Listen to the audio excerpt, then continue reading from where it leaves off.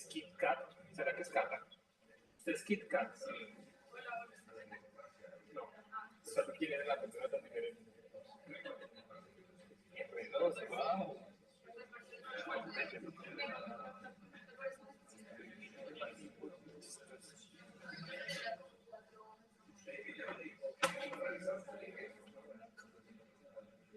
Ah, sí.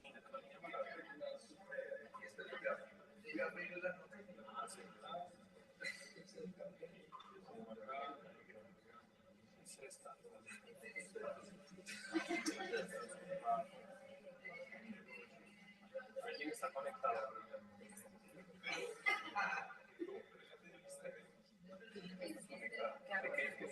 Ah, de esto. Lo cierto.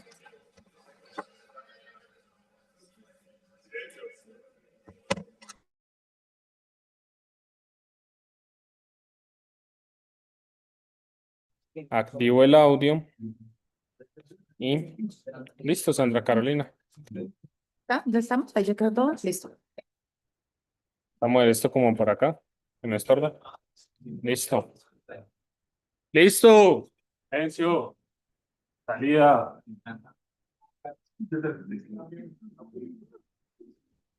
Ahí lo boto esto. Bueno, entonces ya como último tema de nuestro core de neurología, para finalizar, yo voy a hablar, se venía después de la presentación que nos hizo Rosero de trauma craneoencefálico, complementar un poco lo que él hizo porque él abordó también unas cosas de hipertensión endocraniana, es como un conjunto. Entonces la idea es hablar de hipertensión endocraniana y el manejo también de edema cerebral. Vamos a hacer un repaso súper rápido de la fisiología y de los puntos claves que también ya hemos visto en coles anteriores. La idea es hacer una mención como de puntos claves que tenemos que tener en cuenta desde el punto de vista fisiológico para el control de la presión intracraniana. Vamos a hablar de la fisiología, los mecanismos por los cuales se produce y también hablar sobre los diferentes tipos de edema cerebral desde un punto de vista fisiológico y digamos también molecular. Al entender cómo se hace y por qué se da cada tipo, podemos abordar de manera, digamos, más lógica los tratamientos, analizar finalmente un esquema basado en la evidencia del manejo que se tiene que dar como integral a este tipo de pacientes. Entonces, en primer lugar, esto repaso súper rápido que ya lo hemos visto, pero la idea es tener en cuenta y tenemos que tener claro la doctrina de Monroe-Kelly, su evolución a lo largo del tiempo y cómo esto va a, digamos, nos va a permitir entender por qué hacemos las cosas y cómo se controla la hipertensión intracraniana. Entonces partimos de un continente que es el cráneo, que es rígido, que está delimitado y tenemos un contenido y la presión intracraniana va a estar dada por la relación entre tanto el líquido cefalorraquídeo, el parénquima cerebral y la sangre, tanto la venosa como la arterial. Tenemos que en principio decía que cualquier alteración que se haya en alguno de estos volúmenes va a tener que tener una compensación por parte de los otros componentes para mantener la homeostasis y el control y mantener los rangos de presión normal. Una vez estos mecanismos compensatorios se agotan, es donde ya no vamos a tener esta presión intracraniana normal y se va a elevar. Sin embargo, después tenemos, a medida que ha evolucionado en el tiempo, la doctrina ya, digamos, se sabe que tiene un componente muchísimo más dinámico y la 2.0 ya habla sobre todo de la parte del papel venoso que desempeña la parte como dinámica venosa, donde se sabe que el drenaje venoso puede alterarse sin tener ninguna lesión ocupante de espacio ni nada que nos afecte, digamos, el parénquima cerebral y va a permitir y va a hacer que se aumente la presión intracraniana sin tener una lesión específica. Entonces acá tenemos que integrar qué cosas nos pueden afectar justamente ese drenaje venoso que nos comprometan esa como homeostasis que se tiene que mantener y nos altere la presión intracraniana. Entonces tenemos, por ejemplo, presión intraabdominal o intratorácica aumentada o compresión de las venas yugulares. Todo eso toca tener en cuenta para los pacientes. Entonces, esta parte nos habla que no solamente es un componente estático de 3 partes, sino que tenemos también otro componente que es dinámico. Y la tercera, el 3.0, nos habla también de los cambios estructurales que hay en el parénquima que Ya eso sí, específicamente en el tejido cerebral pueden generar alteraciones morfológicas que hace que se aumente la presión sin que haya tampoco ni lesiones ocupantes de espacio ni alteración en el drenaje venoso.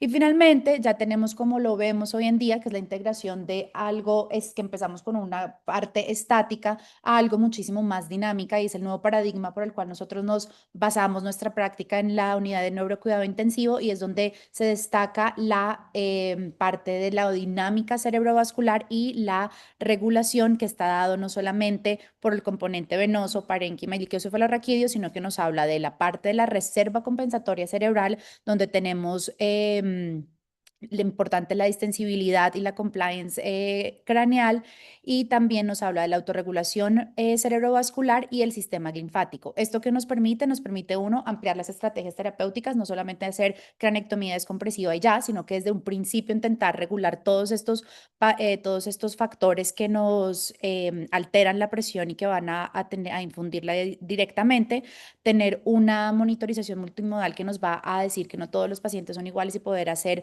un manejo dirigido y sobre todo tener la prevención de lesiones secundarias que también van a alterar. Es algo mucho más dinámico y no estático. Entonces tenemos en primer lugar la autorregulación cerebral y cuál es el rol. Todos sabemos que la presión de perfusión está dada por la diferencia que hay entre la presión arterial y la presión y la presión intracraniana. Sin embargo, esto es en un cerebro, digamos, sano. Cuando ocurre una injuria cerebral, esta relación ya no es tan directa. Sabemos que ya, ¿por qué? Porque las fuerzas que hacen de la presión cerebral, la presión arterial media y la presión intracraneal no son exactamente iguales. Entonces, inclusive, como ya no tenemos esta relación directa, si tenemos una compensación excesiva de la presión arterial media, nos puede generar una injuria. Entonces, no tenemos que determinar y establecer muy bien cuáles son los mecanismos compensatorios para que para mantener, digamos, esta relación que no es tan estable. ¿Por qué no es? Entonces, porque tenemos varias cosas. Primero,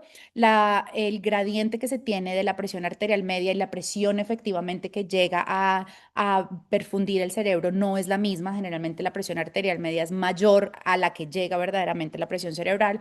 Tenemos que la presión arterial media y la PIC no influyen de manera igual y también la presión intracerebral va a prolongar el tránsito circulatorio que aumenta la resistencia de los vasos cerebrales, lo que hace que cuando cuando se genera una medida de hipertensión compensatoria, no va a lograr como suplir esta necesidad. Y sobre todo hay un punto muy importante que toca tener en cuenta y es la presión crítica de cierre, que también se ha explicado previamente, pero la idea es que esta presión, que es el punto donde se van a colapsar todos los vasos cerebrales, independientemente que tengamos cifras de normotensión, o sea, pacientes normotensos, si se cruza este umbral de presión crítica de cierre y se colapsan los vasos cerebrales, no va a haber perfusión cerebral. Y esto justamente tiene dos factores se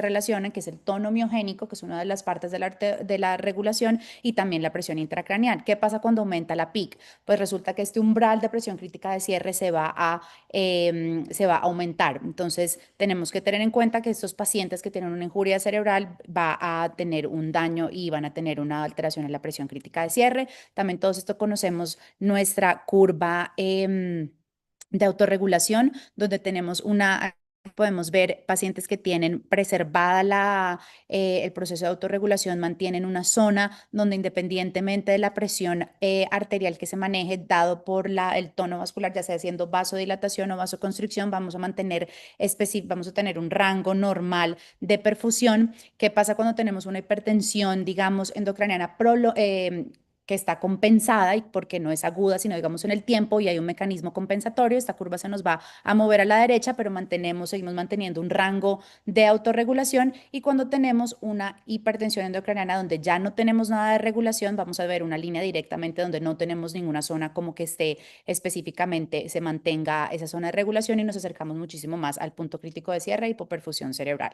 También otro componente que tenemos que tener en cuenta es la distensibilidad cerebral, que se da como la relación entre el cociente del delta de volumen sobre el delta de presión, y justamente eso que me dice la capacidad adaptativa del que tiene el cráneo para tolerar un incremento de presión. Entonces, como ven, tiene tres fases.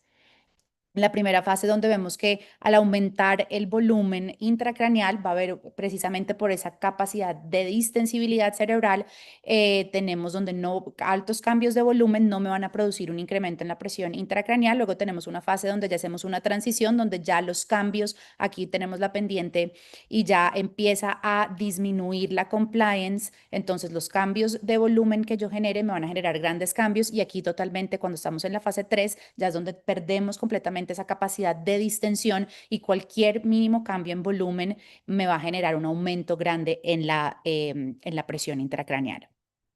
Tenemos también repaso de la morfología de las ondas de presión intracraneal. Eso también ya lo hemos comentado en cores previos, pero sabemos que esta nos va a mirar, nos reflejan, es una manera como monitorizamos y nos reflejan, entonces no solamente, esto es para que no solamente nos miremos en un valor, sino también la morfología de la onda nos da información que puede ser importante en el momento de monitorizar a los pacientes y mirar sobre todo como un valor predictor si cambia la morfología de lo que está pasando de manera, pues en cuanto a la presión intracraneal. Entonces tenemos esta morfología de la onda es la transmisión del latido que se tiene en los vasos cerebrales.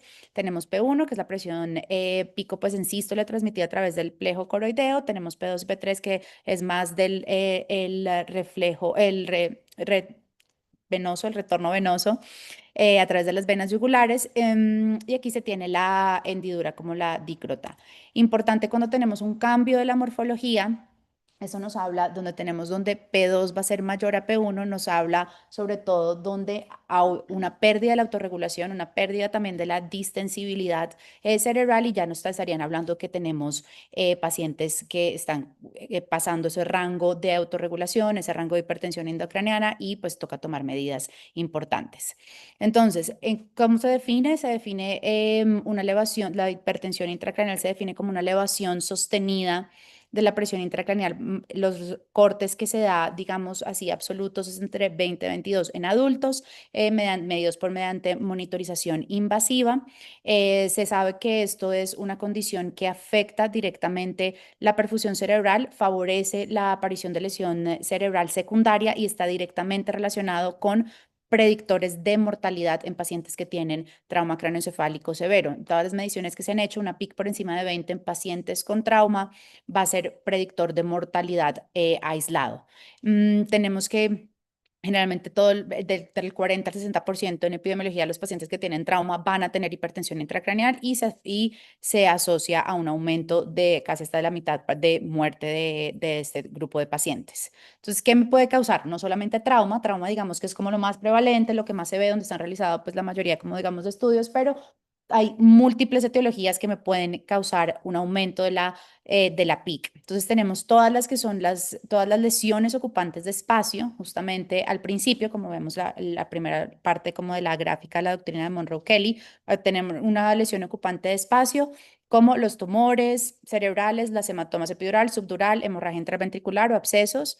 Tenemos alteraciones en el líquido cefalorraquídeo que no podamos y no se puede drenar, hidrocefalia obstructiva, hidrocefalia comunicante, alteraciones en la reabsorción del líquido cefalorraquídeo, todo lo que es edema, lo que me va a producir edema cerebral, que ya ahorita vamos a hablar en detalle de cada uno de los tipos de esto, que el edema cerebral puede ser causado por el traumatismo, por los accidentes cerebrovascular, por causas metabólicas o infecciosas. También me producen edema cerebral y producen aumento de la todo lo que es alteraciones vasculares, trombosis de los senos venosos, congestión venosa central, como ya explicamos también al principio por qué se podría dar, y otras causas en general metabólicas, insuficiencia hepática, alteraciones metabólicas y hipercapnia, digamos, grave. Entonces acá más o menos un poco lo mismo que tenemos si tenemos obstrucción de obstrucción venosa por trombosis venosa yugular, aumento de lo que es el volumen, del volumen cerebral, aumento de sangre cerebral por hipercapnia, por alguna anoxia específicamente, por anemia, también nos puede dar aumento de la presión intracraneal. Todo esto tiene que ver con causas metabólicas, por síndromes de hipoperfusión, por alteración, malformación arteriovenosas o fístulas, efectos de masa y los diferentes edemas que vamos a hablar posteriormente. Entonces, ¿cuáles son las características clínicas? Digamos, dado caso que nuestro paciente pues no esté intubado ni sedado ni nada, pero bueno, digamos, tenemos un paciente que está en intermedio y tenemos qué es lo que va de parte clínica. Obviamente depende de la patología, pero sospechar cefalea, vómito, papiledema, sobre todo aparecer alteraciones en de una diplopía, alteración del sexto par, desviación de los ojos también hacia abajo, la triada de Cushing, tenemos bradicardia, hipertensión arterial y un patrón respiratorio irregular. Obviamente, pues súper claro la alteración del estado de conciencia y esos son los patrones que se pueden encontrar, Cheyne-Stokes y respiración atáxica. Una vez, si nosotros no se logra controlar, digamos, esta es como la consecuencia final, si no logramos controlar con todas las medidas que vamos a hablar posteriormente, la hipertensión intracraneal va a llevar finalmente a una herniación cerebral. La herniación cerebral es el desplazamiento del parénquima cerebral.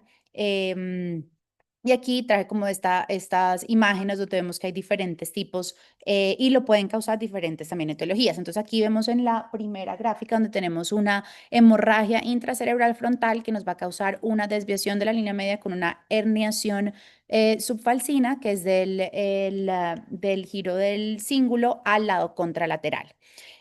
Acá a la B tenemos una herniación, una ACV masivo de la arteria cerebral media con una herniación uncal también al lado, pues, digamos, con desviación de la línea media contralateral. Aquí tenemos una herniación amigdalina por un accidente un cerebrovascular cerebeloso, y acá es un paciente que se le hizo una craneectomía descompresiva, pero sin embargo también tuvo una herniación transcavitaria. Entonces, para continuar, antes del el tratamiento, entonces hablar el edema cerebral y los diferentes tipos y sus mecanismos de cómo se producen. Entonces, el edema cerebral se define como la acumulación anormal de líquido en cualquiera de los compartimientos del parénquima cerebral. Esta es una respuesta que se da frente a una injuria, una lesión específica. Generalmente, cuando tenemos edema cerebral, va a favorecer la aparición de una lesión cerebral secundaria y va a empeorar, tiene un efecto directo en el pronóstico de los pacientes, y hay una gran cantidad de mecanismos moleculares y fisiopatológicos diferentes que generalmente pueden ser como un conjunto que se va desarrollando a través del tiempo, y también pueden coexistir en un mismo paciente con una sola injuria primaria. Entonces, un poquito como de la historia, casi no se ve, pero bueno, al principio se creía que solamente eran a principio del siglo XIX, describía las fuerzas como hidrostáticas y oncóticas, común y corriente, que todos sabemos de fisiología básica, de que nos hablan del edema en general, donde tenemos una fuerza hidrostática, una oncótica que genera la presión para mantenerse el líquido adentro del vaso, y pues cuando se altera tenemos edema.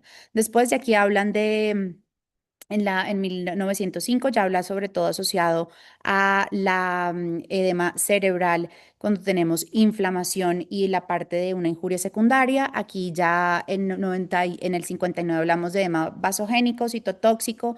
Aquí en el 67 ya habla sobre todo el papel que juega la barrera hematoencefálica y lo que se ve relacionado sobre todo con los pacientes que tenían trauma craneoencefálico y ACV. Y finalmente acá, por último, vemos ya el sistema, vemos el papel que viene a jugar el sistema linfático y los espacios de Virchow y Robin, que son uno de los que también van a van a jugar un papel importante en este tipo de edemas. Entonces, tenemos 4 componentes claves que tenemos que tener en cuenta de fisiopatología y parte molecular que se van a alterar cuando van a favorecer la aparición de edema cerebral. Entonces, el primero es la barrera hematoencefálica, que es la que se encarga justamente de mantener esa permeabilidad vascular cerebral. Luego tenemos esos espacios de Virchow-Robin, que son justamente ahorita les muestro como una gráfica donde explico posteriormente, pero son esos espacios perivasculares que hay un intercambio bidireccional del líquido cefalorraquídeo y el líquido intersticial. Las bombas de calcio, las bombas de canales iónicos, donde se encarga justamente de la regulación osmótica, y la unidad neurovascular, donde es la integración de como todos los componentes previamente dichos. Entonces, en primer lugar, tenemos el edema citotóxico. Entonces, el edema citotóxico es justamente una inflamación, un hinchazón de las células cerebrales, principalmente se da en los astrocitos y esto se debe por el movimiento de agua y iones desde el espacio intersticial hacia el interior de la célula. El principal factor desencadenante para que se dé el edema citotóxico es la disminución de ATP, ya sea por isquemia, por hipoxia, bueno, independientemente de la causa, pero hay una alteración, una disregulación del ATP, se disminuye, lo que va a hacer que me genere una cantidad de mecanismos fisiológicos donde en primer lugar va a haber una alteración en la bomba sodio-potasio ATPasa que me va a hacer que se genere una entrada masiva de sodio y posteriormente una entrada masiva de agua que sigue al sodio y me genera el edema. También va a haber que al tener una entrada de sodio, también va a seguir la entrada de cloro al interior de la célula. Todo esto me va a hacer que todavía se aumente más el movimiento de agua hacia el interior de la célula. Entonces, tenemos algo importante y que se ve, que se ha estudiado ahorita, que son estos canales TRPM4, que son canales de cationes que se vuelven sensibles cuando hay un aumento de calcio intracelular. Entonces, al principio lo que tenemos que entender es que todos estos mecanismos que se desarrollan es mecanismos adaptativos después de que hay una injuria específica, pero de manera después, como ya no se logra como sobrecompensar, se produce como con ese intento de compensar, ya lo que produce es más daño y edema. Entonces, este canal específicamente que se activa cuando hay alguna injuria, cuando hay una disminución del ATP, se vuelve más sensible al calcio y lo que hace para neutralizar es intentar entrar más sodio a la célula. Al hacer esto, va a haber todavía el agua sigue al sodio, entonces lo que nos va a generar es promover justamente ese edema intracelular.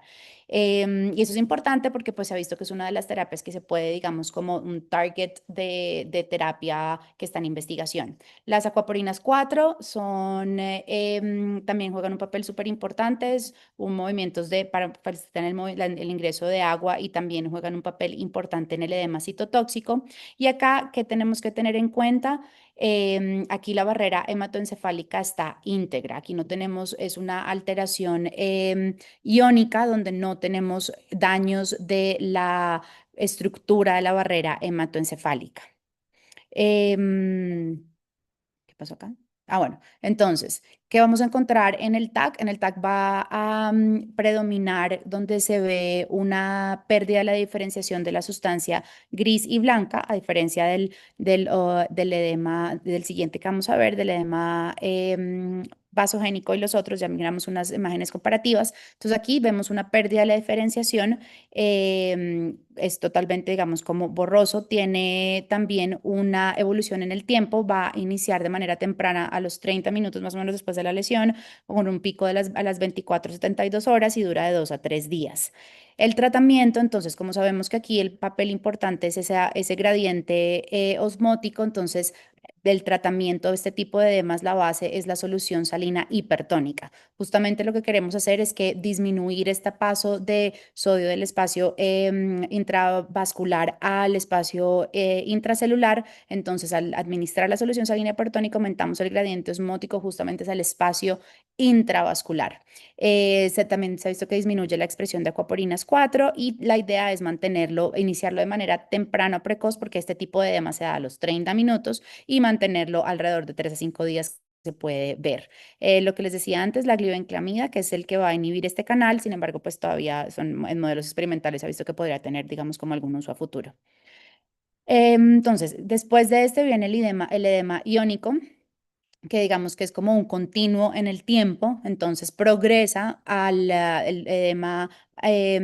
progresa al edema iónico que se desarrolla después del citotóxico. Aquí, sobre todo lo que hay es un gradiente osmótico entre los compartimentos intravascular e intersticial. Entonces, justamente como ya tenemos que del componente extracelular va a pasar todo al intracelular, aquí se genera un gradiente y entonces van a pasar tanto sodio como cloro al espacio intersticial. Nuevamente acá la barrera hematocefálica permanece intacta, acá no hay paso, aquí no hay pérdida aquí no hay daño endotelial, no hay pérdida de las tight junctions, siguen intactas y lo que es sencillamente como el gradiente osmótico presenta el inicio como de un proceso trifásico. Después ya tenemos un edema vasogénico que después puede convertirse a un edema hemorrágico.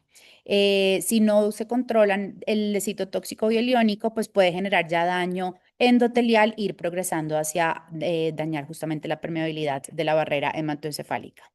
Entonces, todas las terapias previamente dichas, pues la idea es prevenir que se haga esto, entonces aplica también para el edema iónico. Después tenemos ya como el continuo que les dije en el tiempo, también el edema vasogénico. Entonces aquí ya es cuando tenemos una ruptura de la barrera hematocefálica, ya permite no solamente el paso de iones y agua, sino que también ya tenemos el paso de macromoléculas al espacio intersticial.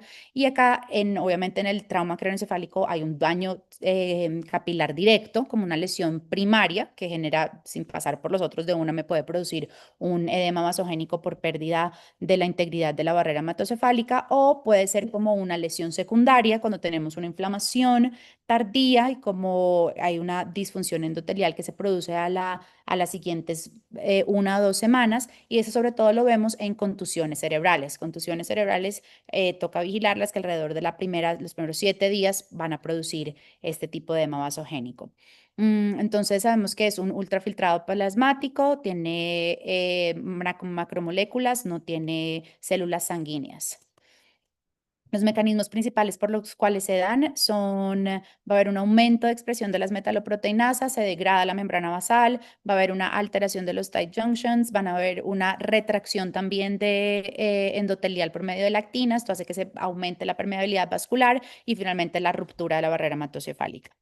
Importante acá es la presión hidrostática, es el principal determinante, no oncótica, sino hidrostática, es el principal determinante de este tipo de edema. En el TAC se ve, lo característico es, se preserva la diferencia entre sustancia gris y sustancia blanca, y se ven estos como finger-like imágenes en el TAC. Ya al final, bueno, también tenemos acá el otro tipo que es el edema vasogénico. Entonces, ¿cuáles son el tratamiento que tenemos que darle a este edema vasogénico? Entonces, la idea es mantener una optimización, hay varios pilares. Entonces, la idea es tener una optimización de la circulación cerebral. La idea es garantizar una perfusión cerebral adecuada. La idea es inclusive también prevenir lesiones secundarias y pues corregirlas. Se ha visto que los corticoides también pueden ayudar a disminuir la producción de citoquinas proinflamatorias y de factores que nos produzcan este daño de la lesión de la lesión de la barrera hematocefálica, pero en el trauma craneoencefálico no son útiles porque el que predomina es el edema citotóxico. Lo mismo la solución salina hipertónica, que también ya vamos a hablar de la evidencia que tenemos al respecto a eso, y pues la idea es siempre también darla. Y finalmente pues la craniectomía descompresiva, que se ha visto que tiene su mayor ventaja cuando se realiza de manera temprana. Tenemos el edema intersticial. Ya este es un edema que se llama edema intersticial o transependimario, que se produce por la filtración del líquido cefalorraquídeo desde los ventrículos hacia el intersticio. Y acá, sobre todo, ocurre cuando hay un aumento de la presión intraventricular. Aquí el líquido que se extravasa es el mismo, tiene el mismo componente del líquido cefalorraquídeo. El mecanismo principal por el cual se da, obviamente, el trauma craneoencefálico, causa más frecuente pues, de los tipos de edema, pero también se ve en la hidrocefalia obstructiva, puede haber este edema intersticial. Otros casos pueden ser también la oclusión del cuarto ventrículo, una hidrocefalia no tratada pues, después de una craniectomía. Del penúltimo tipo de edema, que es el edema que se denomina shift edema, que es el edema por desplazamiento del líquido cefalorraquídeo, se hace cuando, que es justamente ese, es el edema secundario al desplazamiento del líquido cefalorraquídeo desde el espacio subaracnoideo hacia el intersticio a través de estos espacios de Virchow-Robin, que son estos canales perivasculares que rodean todas las arterias y las venas perforantes. Entonces pasa el líquido a través de estos canales y me generan pues el edema de desplazamiento. La fisiología, la fisiopatología, sobre todo esto se ve cuando hay un aumento en la presión de las cisternas, sobre todo cuando tenemos hemorragia subaracnoidea. Y aquí el sistema linfático es el que juega un papel muy importante porque es el que se encarga, digamos, como de eliminar todo como esto filtrado, este líquido que se está desplazando, pero una vez ya no se puede, digamos, sobrepasa su capacidad como de filtrar, entonces pues va a promover el tipo de edema. Y bueno, mecanismos también lo mismo, la disfunción de estos espacios de Virchow-Robin nos va a hacer que genera un aumento del gradiente de presión y favorece la aparición del edema. Entonces aquí vemos lo mismo. Se daña la capacidad de filtrar. Aquí en la imagen se ve perfectamente donde tenemos precisamente hay una hemorragia subaracnoidea, las cisternas basales hay un aumento de la presión, nos hace que se genere por aumento de la presión un desplazamiento del líquido cefalorraquídeo y superamos la capacidad como del sistema linfático de filtrar. Entonces acá tenemos justamente una paciente con una hemorragia subaracnoidea que tiene, aquí se ve en las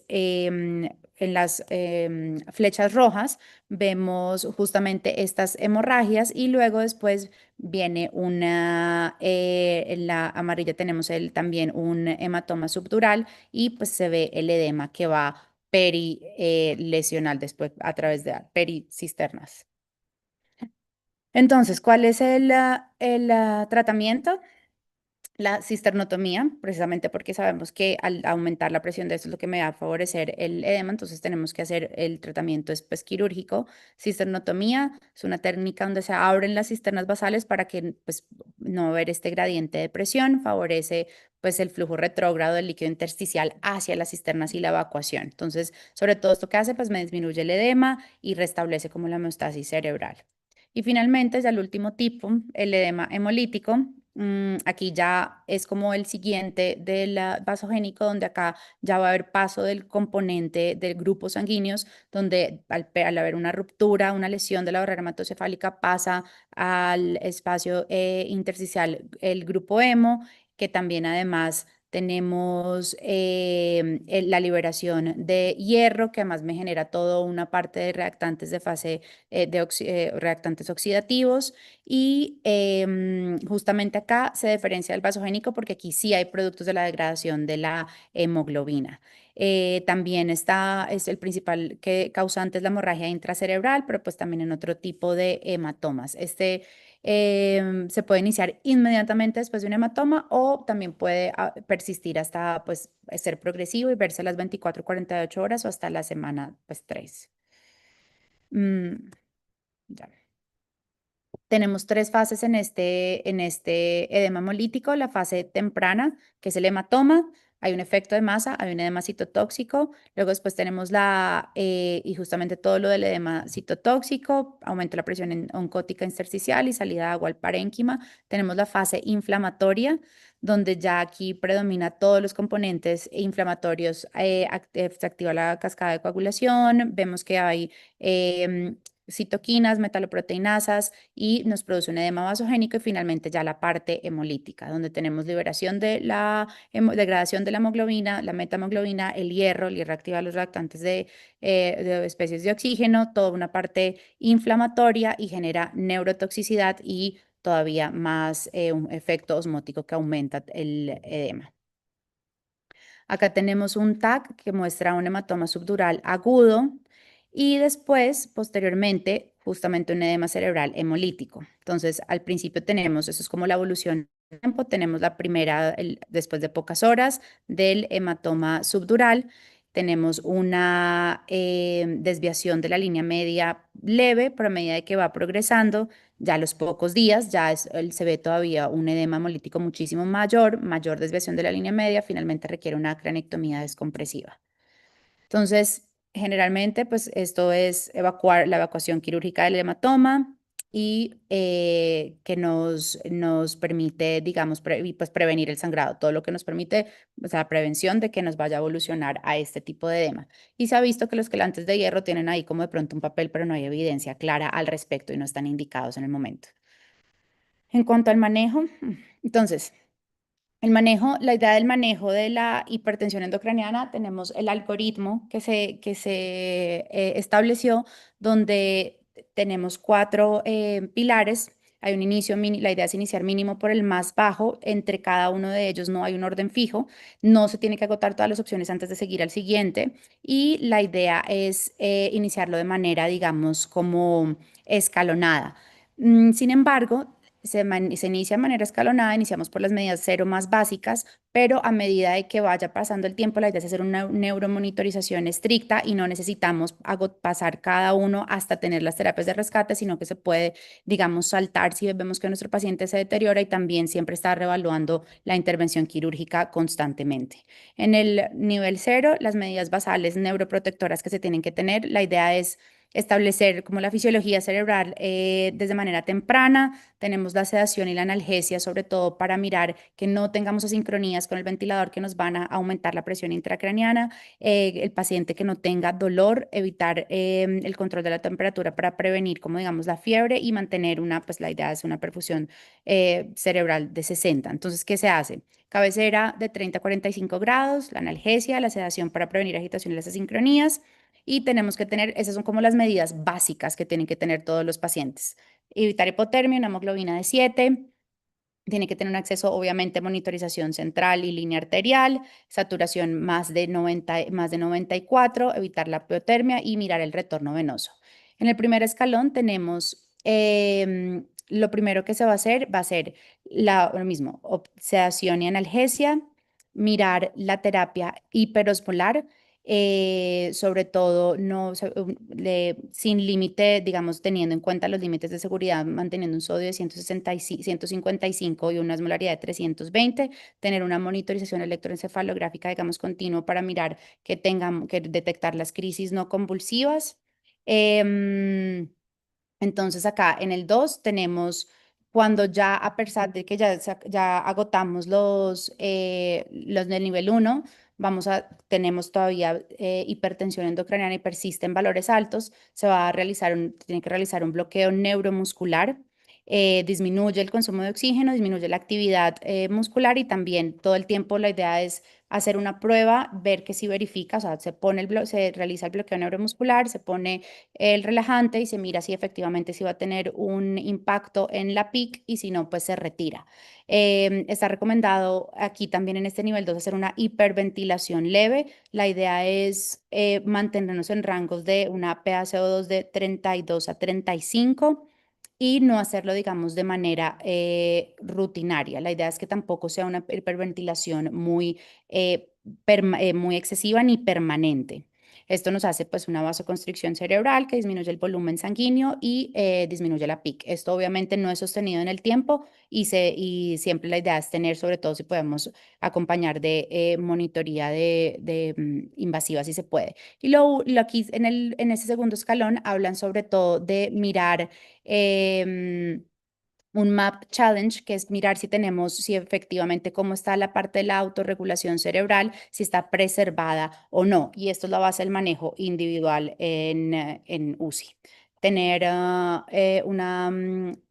mirar la oxigenación cerebral, mantener también, si es posible, pues tenerla para evitar justamente la parte de hipoxia cerebral cuando tenemos la hiperventilación. Entonces, ¿cómo hacemos el challenge? La idea es mirar si se evalúa si la autorregulación estática está preservada. Entonces vamos a hacer un aumento de la presión arterial media y miramos si disminuye o no la PIC. Entonces lo que se hace es como se establece una línea de base, registramos todos los parámetros, se aumenta la presión arterial media mililitros de mercurio con el uso de vasopresor que necesitemos por 20 minutos y miramos cómo va a responder. Si tenemos que disminuye la PIC, está conservada, entonces mantenemos justamente estos valores donde nos da si es beneficioso. Si no, si vemos que se perdió la autorregulación, inclusive puede hasta generar un daño deleterio y aumentarnos la PIC, entonces se vuelve otra vez y se disminuye. Y la idea es que se disminuya la presión arterial. Mantenerlo sin otras alteraciones que nos puedan modificar la PIC cuando estemos haciendo este challenge. Finalmente, el tercero es el coma barbitúrico, el uso de tiopental o fenobarbital. La idea es también lo mismo, se realiza una prueba, si sirve se mantiene, si no, no. Se tiene que realizar una monitorización electroencefalográfica continua y evitar como sobre todo en esto, una vez se alcance como la burst suppression que estamos buscando, la idea es no aumentar las dosis. El control de la temperatura, también tener objetivos de 35 a 36. No se recomienda de manera, digamos, de manera rutinaria, sino que toca mirar porque puede tener riesgos asociados y finalmente, pues ya acá en el nivel es la cranectomía descompresiva. No hay necesidad de ir escalonando, sino pues se puede ir interviniendo de acuerdo a cómo se vea. Sobre todo también si hay neurodeterioro, se puede saltar de un nivel a otro. Entonces, de neurodeterioro puede ser, como nos lo contaba también Rosero habló de esto en su exposición, puede ser un deterioro clínico radiológico de neuromonitoreo, si tenemos alteraciones o disminución, lo que nos indique un neurodeterioro, como disminución del Glasgow, simetría pupilar, déficit focal, convulsiones o en la imagen, nuevas lesiones ocupantes de espacio, aumento del edema cerebral, todo esto nos hace que sigamos al escalón o siempre la opción pues quirúrgica. Entonces, en cuanto a la sedación, ya un poquito a revisar la evidencia, me falta un montón. No, muchísimas, o sea, me estoy oyendo y no paro. Pues es que aquí vienen o sea, voy 40 y aquí voy pues toda la parte como de los estudios, de que se da sedación. Luego después el manejo cerebral de cada uno de los tipos, o sea,